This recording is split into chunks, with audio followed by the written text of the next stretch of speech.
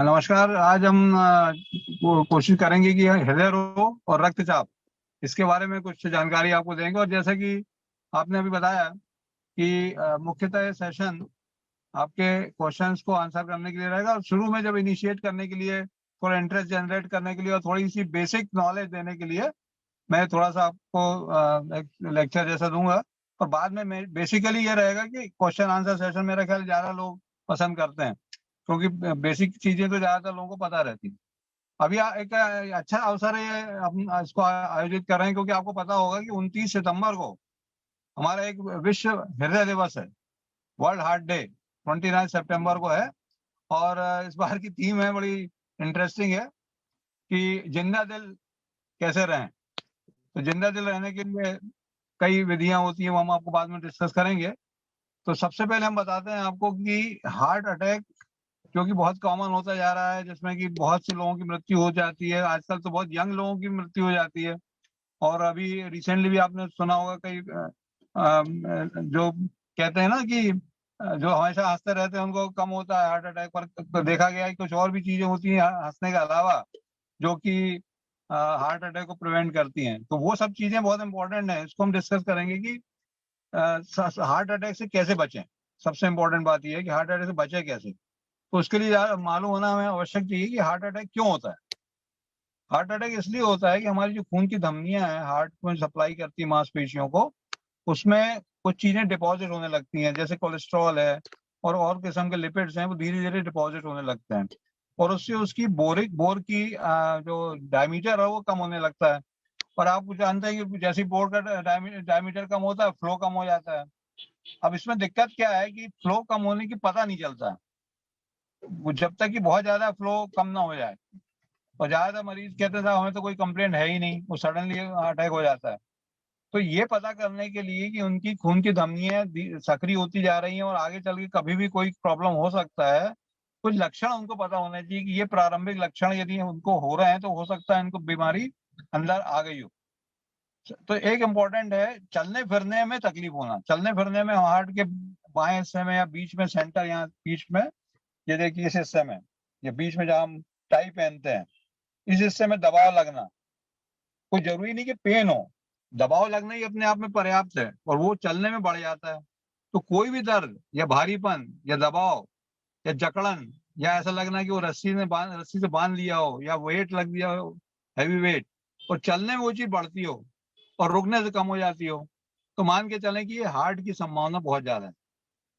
तो कोशिश करें कि इस स्थिति में तुरंत अपन डॉक्टर से कांटेक्ट करें कि आगे चल के प्रॉब्लम बढ़े नहीं। तुरंत इसका इलाज करने की कोशिश करें, डायग्नोस करने की कोशिश करें, जिसके लिए सबसे इंपॉर्टेंट होता है ईसीजी। यदि भारीपन हो रहा है उस समय अपन ने ईसीजी कर लिए तो 90% केसेस में पकड़ में आ जाता है। पर यदि भारीपन नहीं है, बीच में हम ईसीजी कराते हैं तो नॉर्मल आ जाता है। तो उस स्थिति में अर्ली डायग्नोसिस के लिए ट्रेडमिल टेस्ट बहुत इंपॉर्टेंट है। तो ट्रेडमिल टेस्ट करने से पता चल जाता है कि हार्ट की धमनियां जो है कम स्थिति में, अभी कम नैरो है पर आगे चल के नैरो ज्यादा हो सकती हैं। अब एक और चीज होती है, इस स्थिति से आगे बढ़ गए हम। अब सीधे हार्ट अटैक यदि किसी व्यक्ति को हो रहा है तो कैसे पता चले कि उसको हार्ट अटैक है या कोई सामान्य सीने का दर्द है। तो कई बार हमारे अनुभव में हमने देखा कई मरीज आते हैं सीने में दर्द हो रहा है, हार्ट अटैक समझने लगते हैं उसको, या दूसरा उल्टा भी होता है कि हार्ट अटैक होता है उसको गैस समझने लगते हैं।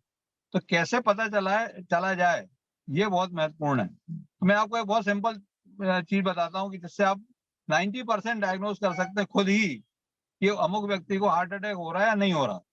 ये ध्यान से देखिएगा, ये चीज, इसको हम लोग बोलते हैं लेवाइन साइन। यदि आप, वो व्यक्ति इस तरह से हाथ रख के चल रहा है, आपके कमरे में आया इस तरह से कि अब यहाँ पे मुझे कुछ अजीब सा फीलिंग आ रही है, दबाव लग रहा है इस स्थिति में यहाँ पर, तो मान के चलें कि वो हार्ट अटैक ही है और एंजाइना है, हार्ट अटैक की ज्यादा संभावना है। पर यदि वही व्यक्ति ऐसा पिन पॉइंट करके आता है, यहाँ पे मेरे को दर्द हो रहा है, इस जगह पे दर्द हो रहा है, तो मान के चलें कि वो हार्ट अटैक नहीं है। तो ये बहुत सिंपल टेस्ट से हम पता कर सकते हैं कि हार्ट अटैक है या नहीं है। इसके अलावा दर्द के भारीपन के अलावा यदि मरीज को बेचैनी लग रही है, पसीना आ रहा है, घबराहट हो रही है, सांस लेने में दिक्कत हो रही है, तो फिर कोई भी डायग्नोज कर सकता है कि हार्ट अटैक इसको हो रहा है। और जैसे ही ये संभावना पता चले कि हार्ट अटैक हो रहा है, उसमें सबसे पहले मरीज को इमोबिलाइज कर देना चाहिए। उसको चलना फिरना मना कर देना चाहिए, उसको बोले कि बैठे या लेट जाए उस स्थिति में। और उसके बाद उसकी एक छोटी सी टैबलेट आती है जिसको कि आइसोसोर्बाइड नाइट्रेट कहते हैं, जिसको ट्रेड नेम बहुत से हैं, एक नाम हम बता देता हूँ आपकी सुविधा के लिए। सॉर्बिट्रेट नाम की एक दवा होती है, आइसोर्डिल नाम की दवा होती है। उसको डायग्नोस उसको हम जबान के नीचे रख सकते हैं, और जबान के नीचे रखने के बाद तुरंत उसमें रिलीफ मिल जाता है हमको। मैं 1 मिनट आपको बात करती हूँ। हाँ बोलो। हाँ हाँ बोलो। हाँ 1 घंटा बता दो। तो इस तरह से हम एक जब जबान की जो उस दवा को रखते हैं और दर्द में तुरंत खुल जाता है, जैसे बर्फ खुल गया, तो वो एंजाइना है। पर यदि हार्ट अटैक हो रहा है तो वो थोड़ा सा कम हो सकता है, पूरी तरह से गायब नहीं होगा और बाकी चीजें मेंटेन रहेंगी। तो तुरंत अपन को उसको पेशेंट को एम्बुलेंस से शिफ्ट कराना चाहिए अस्पताल में। और उसके पहले रास्ते में ये टेबलेट और एक एस्प्रिन नाम की टेबलेट है, उसको जबान के नीचे उसको चबाना चाहिए और सॉर्बिट्रेट को चूसना चाहिए। इन दोनों से हमको ये फायदा होगा कि जब तक वो अस्पताल पहुंचेंगे तब तक हार्ट की ब्लड सप्लाई एकदम बंद नहीं हो पाएगी, खून थोड़ा पतला होने लगेगा, खून की नली थोड़ी चौड़ी होने लगेगी, और हमें काफी समय मिल जाएगा वहां पहुंचने का। और कभी कभी ये जीवन दायक भी सिद्ध हो सकता है। हम लोग अपनी प्रैक्टिस में हम लोग क्या करते हैं कि जब मरीज हमारे पास आता है या कहीं दूसरे नॉर्मल मरीज भी रहते हैं, कोशिश करते हैं कि छोटी सी हमने बनाई है पैकेट, जैसे हम वैलेट में रखते हैं अपना विजिटिंग कार्ड रखते हैं, उसी तरह की बनाई गई है। उसमें एक एस्पिरिन की टेबलेट है और एक सॉर्बिट्रेट की टेबलेट है, दोनों को रख दिया जाता है और उसको दे दिया जाता है कि भाई रखो इसको वैलेट में अपने, जैसे अपन अपने पर अपने परिजनों की फोटो रखते हैं वैलेट में, उसको भी आप साथ में रखें, ताकि कभी जरूरत पड़े तो या तो आपके काम आ जाए, या आपके काम नहीं आए तो कम से कम कोई सही यात्री है, कोई साथ में जा रहा है, उसके काम आ सकता है वो। तो ये बहुत इंपॉर्टेंट है कि अपने साथ इसको रखें। अब यदि हार्ट अटैक के साथ वो मरीज कोलैप्स हो जाता है, गिर जाता है, बेहोश हो जाता है, तब थोड़ी स्थिति गंभीर हो जाती है। उस समय तुरंत ध्यान रखना चाहिए कि ये हार्ट अटैक जब प्रारंभिक अवस्था में होता है तो वो रिवाइव भी हो सकता है मरीज। जैसे गिरा या ट्रेडमिल कर रहा है या चल रहा है तो उस समय गिर गया वहां पर, तो ये जरूरी नहीं कि उसकी मृत्यु ही हो गई। उस समय यदि हमने देखा आँख नाक के यहाँ लगा के सांस नहीं चल रही है, थोड़ा सा लगा के देखा यहाँ पर हाथ लगा के पल्स नहीं चल रही है, तो इसका मतलब हार्ट बंद हो चुका, सांस बंद हो चुकी, तुरंत उसको सीपीसीआर चालू कर देना चाहिए। यहाँ पे चेस्ट के निचले हिस्से में हाथ रखकर, दोनों हाथों को सामने रखकर उसको दबाना चाहिए। और दबाते हुए कोशिश करें कि 1 मिनट में 72 बार दबाएं उसको, ताकि हार्ट की गति जो है मेंटेन रहे। और पहले जमाने में तो सांस भी देते थे, नाक से, मुंह से नाक में सांस लेते थे। अब आजकल उतना जरूरी नहीं माना जाता, क्योंकि इतनी जब हम कार्डियक मसाज करते हैं तो उसी में काफी हद तक रेस्पिरेटरी मूवमेंट भी होने लगते हैं, और वैसे भी हाइजीनिकली और दूसरे इन्फेक्शन के पॉइंट ऑफ व्यू से लोग थोड़ा परहेज करते हैं माउथ टू माउथ रेस्पिरेशन को देने का। तो इसलिए ये नहीं देते हैं, कोशिश करते हैं कि केवल कार्डियक मसाज दिया, और जब तक कि एम्बुलेंस नहीं आ जाती। जब एम्बुलेंस आ जाती है तो उनके पास डीसी शॉक की मशीन रहती है, कोई यदि वो हार्ट अरेस्ट है तो डीसी शॉक दिया जाता है, और शॉक देकर कोशिश करते हैं कि हार्ट को स्टार्ट कर दिया जाए। और उसके बाद फिर आगे की प्रक्रिया चालू होती है, एंजियोग्राफी और प्राइमरी एंजियोप्लास्टी होती है, जिससे कि हार्ट की जो धमनियां बंद हो गई हैं वो चालू कर सकते हैं। पर यदि ये सुविधा नहीं है वहां उस जगह पर जहाँ पे एंजियोप्लास्टी नहीं हो सकती है, तो वहां पे एक स्पेशल टाइप का इंजेक्शन आता है, जैसे स्टेप्टोकाइनेस कहते हैं। यदि वो अस्पताल में अवेलेबल है तो कोशिश करें कि वो स्टेप्टोकाइनेस इंजेक्शन उस मरीज को नस वेन में लग जाए, उससे काफी हद तक उनकी क्लॉट डिजॉल्व हो सकती है, तो जीवनदायक भी सिद्ध हो सकता है। तो ये तो ही प्रारंभिक अवस्था में हार्ट अटैक कैसे डायग्नोस करें और उसका क्या इमीडिएट इलाज हो सकता है। पर कभी कभी देखा गया है कि मरीज हार्ट अटैक की स्थिति में नहीं पहुंचा, केवल एंजाइना की स्थिति में पहुंचा है, और उसके बाद उसको इग्नोर करने लगता है वो, कि हमें तो भाई चलने में दर्द होता है, रुकने में कम हो जाता है, तो अपन आगे बढ़ने की जरूरत नहीं है।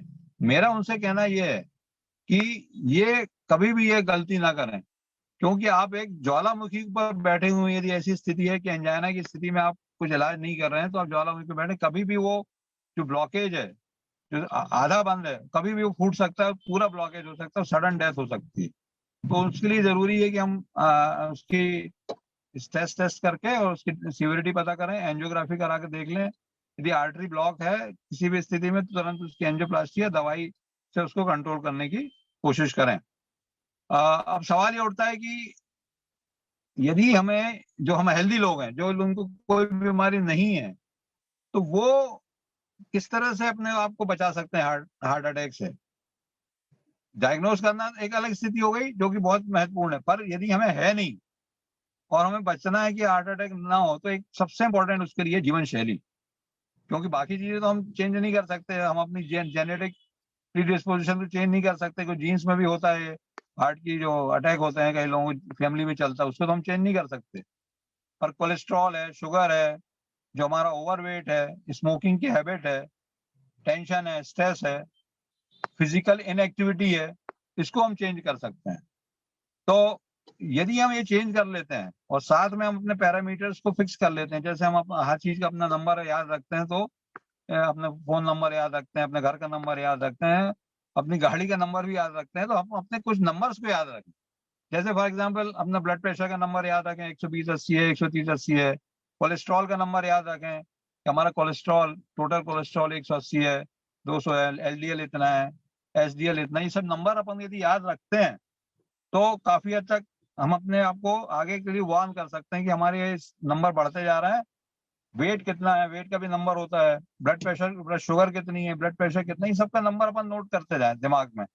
और कोशिश करें कि हर 6 महीने में, साल में, या कोई अपना बर्थडे के दिन असेसमेंट करें अपने आप को कि भाई हमें आगे कोई करने की जरूरत तो नहीं है। मैं तो सलाह देता हूँ ज्यादातर लोगों की, अपने बर्थडे या एनिवर्सरी डे को एक ऐसा डे बना लें कि जिसमें बाकी केक वगैरह काटने के अलावा कोशिश करें कि अपने जितने पैरामीटर्स हो सकते हैं उन पैरामीटर्स को आप पूरा एनालाइज कर लें, उस दिन पर्टिकुलर डे असेस कर लें, और फिर उसके बाद उसको हर साल, यदि आपका नॉर्मल है तो हर साल करते रहें, यदि अब नॉर्मल है तो नेचुरल है, आपको बार बार फ्रिक्वेंटली उसको करना पड़ेगा। अब सवाल ये उठता है कि यदि ये सब चीजें अपनी नॉर्मल हैं तो क्या हमको एकदम संतुष्ट हो जाना चाहिए कि हमारा तो सब नॉर्मल है? हाँ, संतुष्ट तो जरूर होना चाहिए, पर साथ में कई बार ऐसा देखा गया है कि कुछ लोगों को ब्लड प्रेशर भी नॉर्मल है, ब्लड शुगर भी नॉर्मल है, कोलेस्ट्रॉल नॉर्मल है, हंसते भी रहते हैं, कोई टेंशन भी नहीं रखते हैं, फिर भी हार्ट अटैक हो जाता है।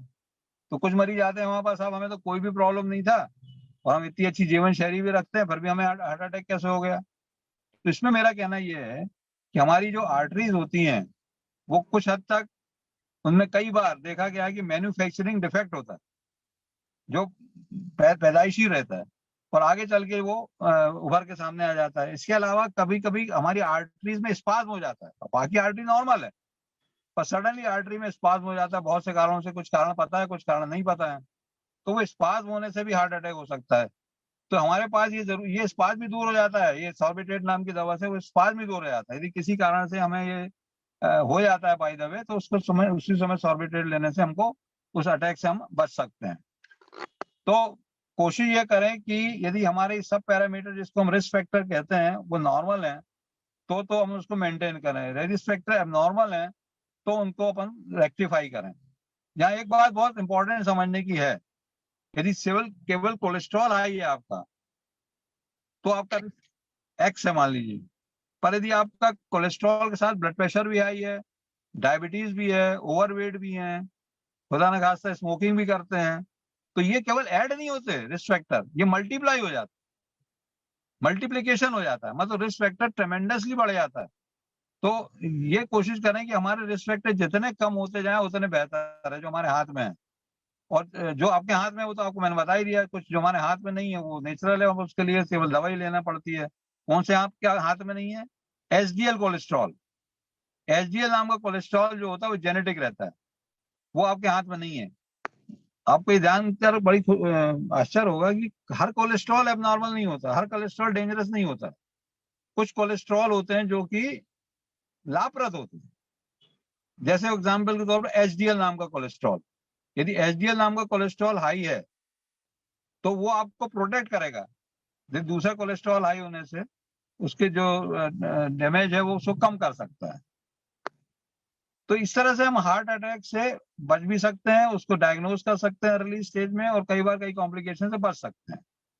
अब यहाँ एक क्वेश्चन कॉमनली आता है हमारे सामने कि साहब हमको एक्सरसाइज तो करना है, कितनी एक्सरसाइज करें? तो ये तो बहुत समझदार व्यक्ति होते हैं जो ऐसा सोचते हैं। कई लोग तो बहुत ही अति उत्साह में बहुत ज्यादा एक्सरसाइज करने के लिए पहले दिन से जिम में चले जाते हैं और बहुत ज्यादा एक्सरसाइज करना चालू कर देते हैं, जो कि नुकसानदायक सिद्ध हो सकता है।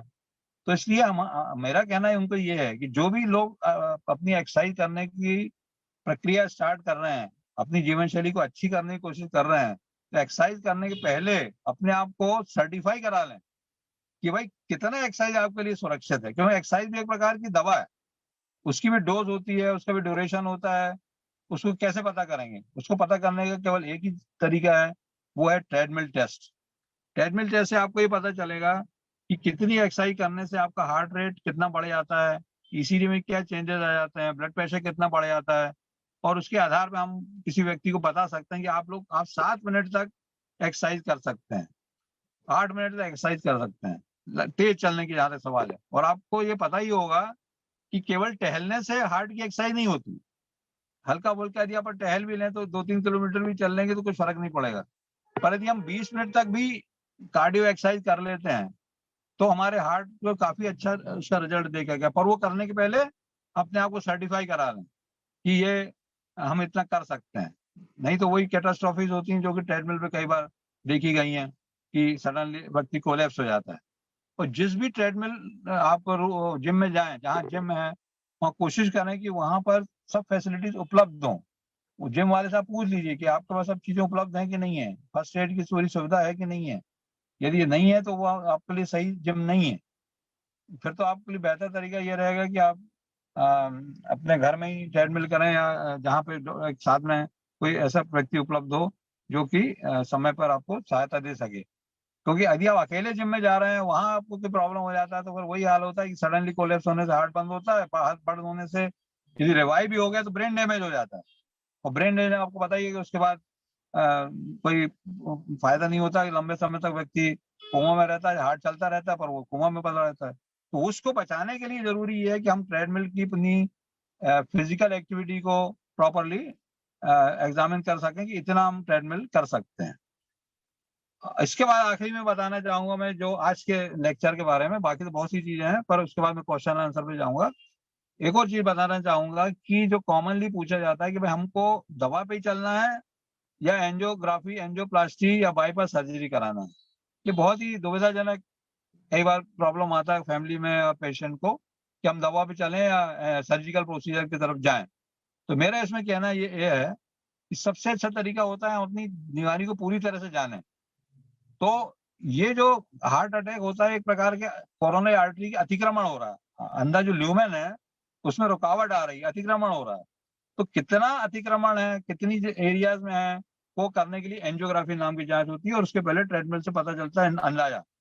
एंजियोग्राफी से एक्चुअली नक्शा मिल जाता है आपको कि कहाँ कहाँ कितना परसेंट पे रुकावट है।